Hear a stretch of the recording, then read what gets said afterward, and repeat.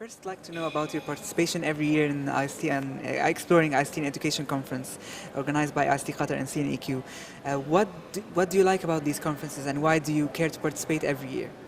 Well, firstly, Doha is one of my most favourite cities on the planet, so Okay. I never mind an excuse to come here.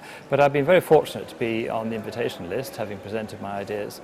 And so this is the third time I've been, and every time it's been a really good experience for me to meet the local teachers and see what their attitudes are to ICT.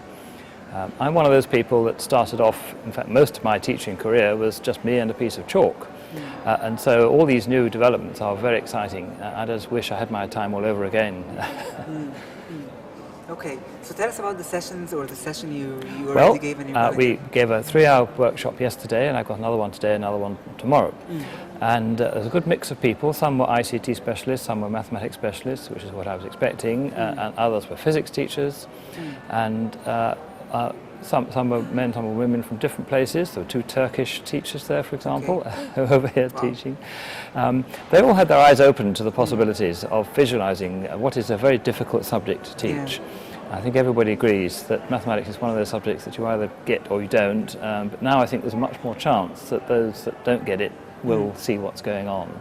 So based on your experience with when ICT is integrated into mathematics teaching, and does this change their views of mathematics as sometimes viewed as a rigid or difficult subject to learn? Oh, without question, it can make a huge difference, particularly to the weaker ones who really struggle to visualize what's actually being intended by the different concepts in mathematics. Yes, I mean over the years experience has been developing from teachers as to how best to handle this, because we as teachers didn't learn it this way, we learned it the hard way. And so all these beautiful images are wonderful to us, they open new vistas. We have to be very careful that the students who have not had this grounding are not simply looking at whizzy images and then they don't see what on earth they're all about. So really nearly half my work now is training teachers to use these new approaches. Because I think if you don't have that training, all the investment in the hardware and the software has gone to waste. Okay, so my final question, you mentioned that you're going to give a lecture or a session in the Riyadh, and it's going to be delivered in Arabic. So how are you going to do that?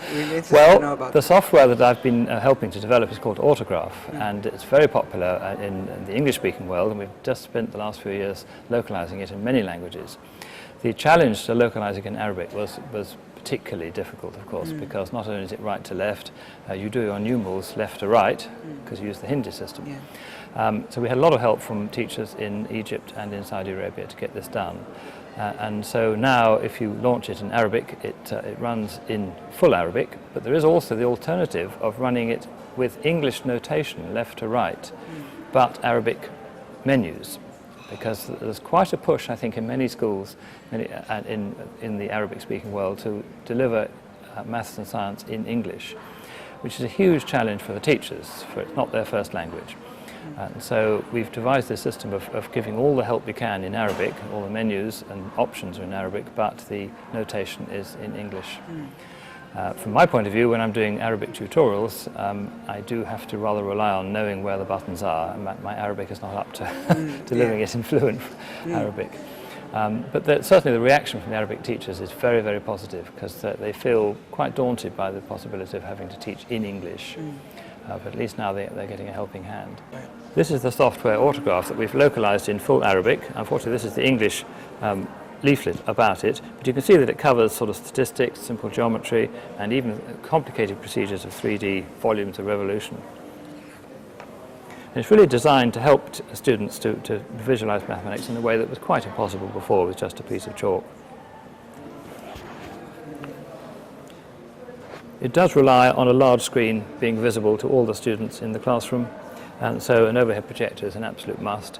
More and more schools and colleges are putting in interactive whiteboards, which are wonderful as well, because it gives the interactivity from the students. Okay. Well, thank you so much for your time, and wish you all the best of luck. It's a pleasure. Thanks a lot. It's been really